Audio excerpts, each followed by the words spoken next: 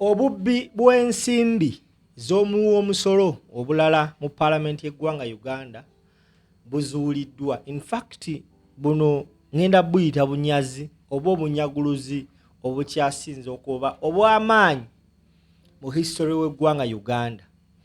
Amanya bampita kali lugambo Promax Simple MC gyosinzira okuba ng'otuwakinga nkwaniriza era nenkubuuzaako ndi assalamu alaikum wa rahmatullahi wa barakatuh. Ogamba otya kansubire nti oli bulungi nga bulijjo kasita ndukuŋŋaanya kasita ndufuna normally ndukuleetera ne ndukubira ku mmeeza we pa gwe munnayuganda ndaba n'otandika okumanya ki ekitambula mu maaso.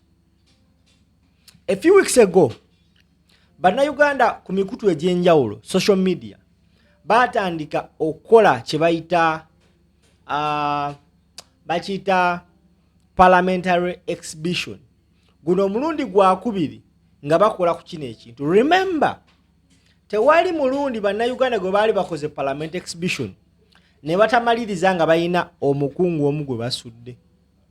Nkiddamu, there is no any point over any day Ugandans on social media did a parliamentary exhibition ne batabaako mukungu mu parliament oba mu government gwe batalabisizza.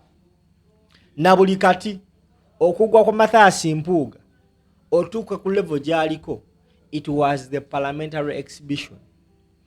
Parliamentary exhibition eyasooka yavaayo netegeeza bannayuganda nti ba commissioner ba parliament baatuula ne beewa akasiimo gye bayita service award, beewa akasiimo nga tebannaba na kuwummula. Era wekyagwa mu matu ga National Unity Platform ne bakizuula nti omu ku bo then Mathias Mpuuga yali mu lukwe luno bamutuuza ne bamubuuza, era mu meeting eyakolebwa Mpuuga yakkiriza nti kituufu ssente yazeegabira naye n'asaba ekisonyiwo. Wabula mu kusaba ekisonyiwo NUP nga we badde ina akalombolombo n'omuzizaayo nti bo tebakwatagana na buli bwanguzi, bakkiriza Mpuuga bamuwa benefit of doubt nti yes oba oli abo bamusudde mu kinnya. Ne bamugamba agenda kukola ebintu bisatu. Ekisooka agenda kuzzayo ssente, ekyokubiri agenda kwetondera eggwanga, ekyokusatu agenda lekulira ekifo kye yalimu ekya commissioner because bakizuula nti yakimisusinga. Mathias Mpuuga yabagamba kangende ntuuleko ne family yange ngiteeketeeke in 24 hours ngenda kuvaayo nkole kye mwagala nkole. Mpuuga we yatuuka mu banne bamugamba togeza n'okikola yagaana na buli kati. That led to the downfall of Mathias Mpuuga. Ye exhibition yasooka. Tuli mu exhibition ey'okubiri bassebo ne bannyabo, era abaana bazudde oba amawulire bagajjawa nange simanyi. Baleta information online bassebo ne bannyabo, information eyo turning out to be nga ntuufu. Nkiddamu, baleta information online, information eyo turning out to be nga ntuufu. Kati balesa exhibition endala bassebo ne bannyabo. Mwene exhibition bannayuganda abatulaba abaana bakizudde nti Parliament y'eggwanga Uganda yesinga okwonoona ssente y'omusolo. Mbuuza ntya kati nno kavudde ku nnyanjula. Kavudde ku ki? Ku nnyanjula. Waliwo kye bayita donations mu Parliament, era donation zino bassebo ne bannyabo kizuuliddwa nti ssente zino ziweebwa abakulu. Bagamba nti previously Parliament did not allocate any budget for donations. This practice began in financial year 2022-2023. Since then, Parliament's donation budget has increased by 392% from 28 billions in 2002 from 2 billions in 2002 in 2022 to 14 billions in the current financial year. Bakugamba ne bakutegeeza nti omwaka oba kye bayita donations mu budget y'eggwanga Uganda gwe ssebo oba nnyabanda oba obadde tokimanyi kino kankikunnyonnyole. Mu budget yekolebwa waliwo ssente ze bava ne balocatinga ne baziwa parliament ngezo sente za donation.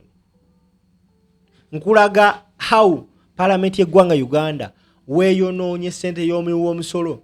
Bakugamba nti mu mwaka gwa 2022 tewaali budget ene ya donation. Era kikulaga nti sente zino zatandika okubeera allocated mu kaseera nga Robert Kyagulanyi Ssentamu, Bobi Wine ne National Unity Platform bayingidde parliament, batandise okulya parliament. Abasajja n'abakazi mu parliament basalawo ne bagamba tuyinza kukola tutya okulwanyisa Kyagulanyi n'abasajja be. Guess what? These men and women decided okuteekawo kye bayita budget ya donation. Era okusinziira ku bakugu bakugamba nti donation zino omwaka ogwa 2021 nga Kyagulanyi Ssentamu, Robert, Bobi Wine ne National Unity Platform tebannayingira parliament. Okusinziira ku post gy'olabaawo omwaka ogwa 2021 basebo ne banyabo eno tewaali parliament donation budget. Financial year 2021-2022 era tewaali, but financial year 2022 mpaka 2023 bateekawo donation eno nga it is 2.880 billion. Tugenda mu financial year eddako 2023 to 2024, this budget increased. In fact, they double it, bagidoublinga nebeera nga ya 4.914 billion. Billioni 4 mu milioni 9. Financial year 2024-2025 nga tugenda mu kalulu towards the elections bagiongera. In fact, this time round tebaji tripoli bagiongeramu emirundi esatu, from 4.9 billions to 14.1 billions. Kati era mu financial year budget gye bagenda osoma excuse me, sorry. Kati budget gye bagenda okuddamu osoma era bagitise ku 14.19 billion.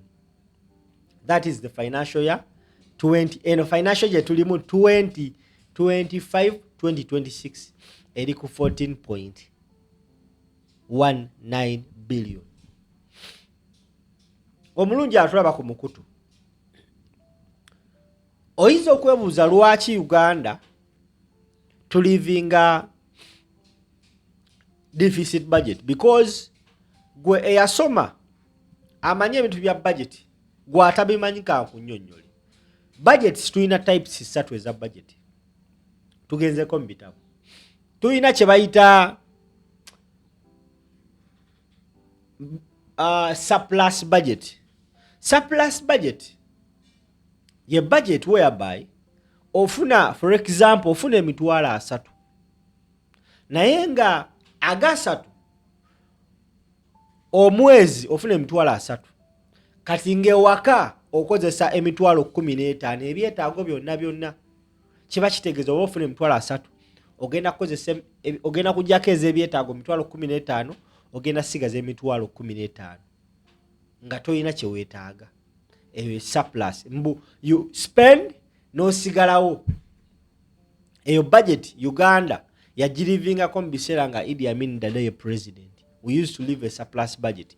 Twasolozanga omusolo, as revenue yasolozanga omusolo, ne batematema budget yaffe ne tugiketalinga ne tusigazaawo ne sente. Kyobola bagamba nti ku mulembe gwa Amin yawolako Dubai eyo sente nti twali to living a surplus budget. Our expenditure was less than our income. Kati balanced budget ye yokubiri nti the expenditure is exactly the same with the income. Ofuna emitwalo 3 naye ng'ebyewaka ebyetaaga weetaaga emitwalo 3 okusasula fees, okulya rent, emitwalo 3 no spending nga n'otasigaza n'oddamu kukola bukozi, gye bayita balanced budget. kati waliwo kye bayita deficit budget. Ofuna emitwalo 3 naye nga ebyetaago by'ewaka bye-exceeding emitwalo 3 obanga waka wetaaga mitwalo 6 nti ogenda kukwata z'ofuna omusaala ate ojja kwetaaga okwewolako ewalala okumaliriza ebyetaago by'ewaka. That is the budget we are living in Uganda. Nti Uganda Revenue Authority was tasked of collecting omusolo gwa trillions 3.5 for example. Naye nga budget y'eggwanga Uganda eri mu trillions 7 plus. Nti tugenda kukwata ssente ezo tuallocating to different sectors ate tujja kwetaaga okwewola kibola abagamba nti ebbanja lya Uganda lyeyongera almost buli lunaku. Now lwaki Uganda is living a surplus budget? Because of reasons like this. You cannot tell me nti budget y'eggwanga Uganda allocating sente za donation mu parliament eziri mu 14 billion just allocation.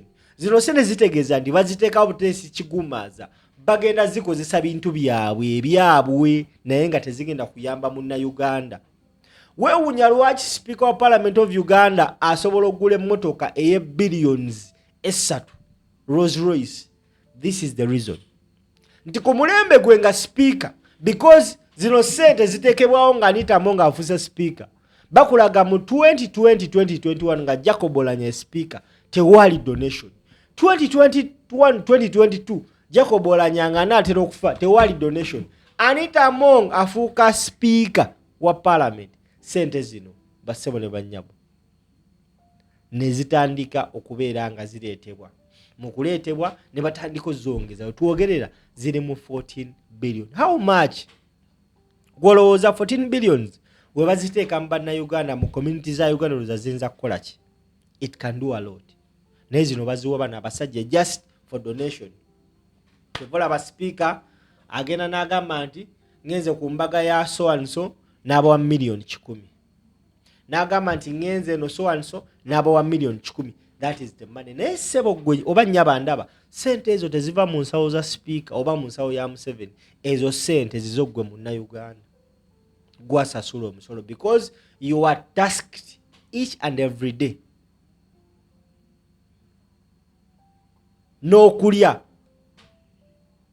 okusasulira omusolo ze sente ezo bassebo ne bannyabo. Now for those of you who are watching us for the first time, nkwaniriza ku verse train 256 Empire Online TV. Thank you so much for watching. Ngenda kusaba onyambe you subscribe, and after subscribing tap the bell. Don't forget Zaid Lighting Store bayina amataala gwetaaga amataala okushanana enyumba ye yakayakane erabikenga ya muzungu kuba kusimu zolabawo wansi ate oberenga okola odayo baberenga bakutusaka amataala. Thank you so much. Mubere bulungi bassebo ne bannyabo mweraba.